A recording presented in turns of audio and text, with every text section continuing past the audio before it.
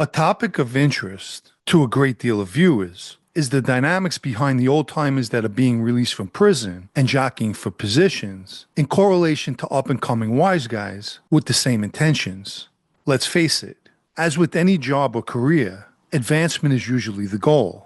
And with wise guys, it's no different. Being in the mob is not a side hustle, it's a career.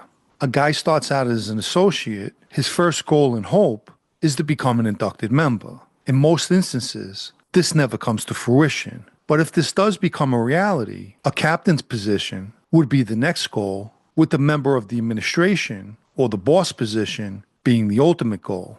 Sometimes getting a position in the mob comes by luck or being in the right place at the right time. Take Big John Castellucci, who was inducted and made a Lucchese captain solely by pure luck, and as mentioned, he was in the right place at the right time.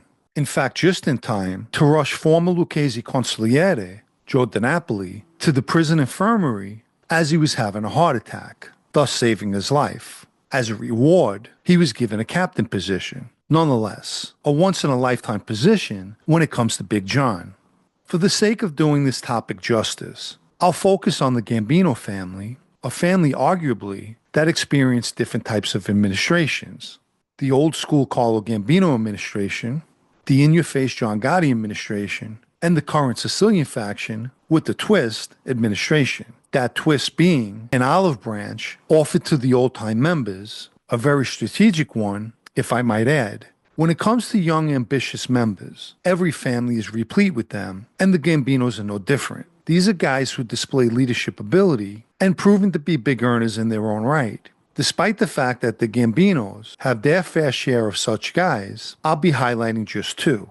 One is Ernie Grillo, and the other Andrew Campos. Both are presently captains in the family, and as a testament to their influence within the family, immediately following the murder of Frankie Cali on March 13, 2019, Campos was tailed by the FBI to Manhattan, where he met with Louis Filippelli, also a Gambino captain. They drove into Brooklyn, where they met with Captain Joe Gambino. More than likely, Gambino filled them in on everything known, at that point, on Cali's shooting.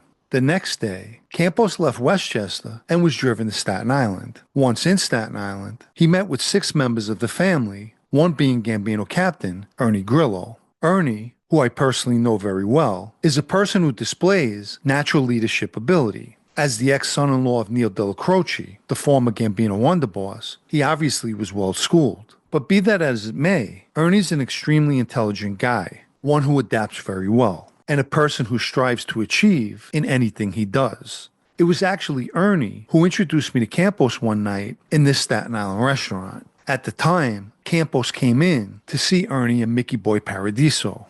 Back then, one person who made a prediction as to how far Ernie would go in that life was Gambino member Blaze Corazzo, who told me one night that Ernie would be the Gambino boss one day. Blaze is not a fan of Ernie, yet still made that prediction. Campos is someone who's well regarded and respected by his peers. He's a person that's been in the inner circle of family leaders in the past, such as Arnold Squitieri, who held the acting boss position. Both Ernie and Campos represent perfect candidates for leadership positions, whether it be administration or the boss position itself. They've both been to prison on several sentences, and once released, were able to get right back into the swing of things, something that most people find difficult. The Gambino family is presently led by the Sicilian faction. And I've mentioned an olive branch. An example of that is the positions extended to Mickey Boy, Lenny DiMaria, and Lou Villario. Lorenzo Menino specifically wants to show respect to the American old-timers, and he's sharp enough to know it adds value to the family. And over and above that, peace. You have guys like Gene Gotti, Nicky Corazzo, and John Caniglia, all released from prison and back on the street. These were guys who were powerful 30, 40 years ago and regained that power in no time. In the early 2000s, Corazzo was slated to be the Gambino boss, and had it not been for an indictment and a prison sentence, he would have been the boss. I also believe, had it not been for his 1989 conviction and ultimate sentence, Gene Gotti would have been the boss after his brother's 1992 conviction. Johnny Koenig, who was personally convicted alongside Jeannie, Also could have had a position if he was out on the street back then. They represent the last of a dying breed. I've dealt with guys like Big John, my former captain, and those mentioned were more gangsters in their pinky toes than Big John could ever be. These old-timers want their due, which they rightfully deserve. But what does it mean for guys like Ernie and Campos, who are big earners and both heading crews for the family? They understand it's not their time, and they have to put aside their ambitions and make way for these old-timers. Yet they're fully aware that time is on their side. Nicky Carrazzo is 85, and Jeannie and Johnny Koenig are rounding 80. How many more active years do they really have? You give Nicky Carrazzo a position, in 5 years he's 90. Where's he going? And that's if he lives to see 90.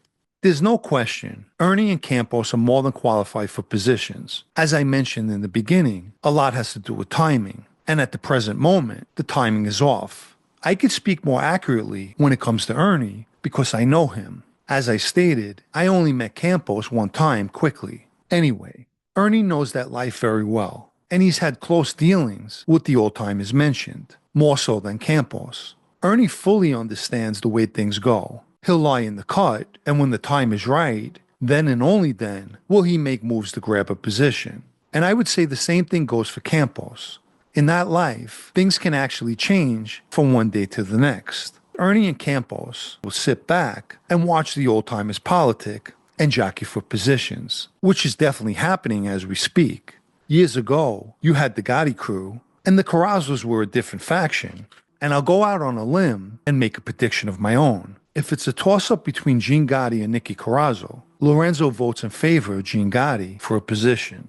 When Lorenzo was a young associate, he'd go with Joe and John Gambino to the Ravenite and see John and Jeannie Gotti.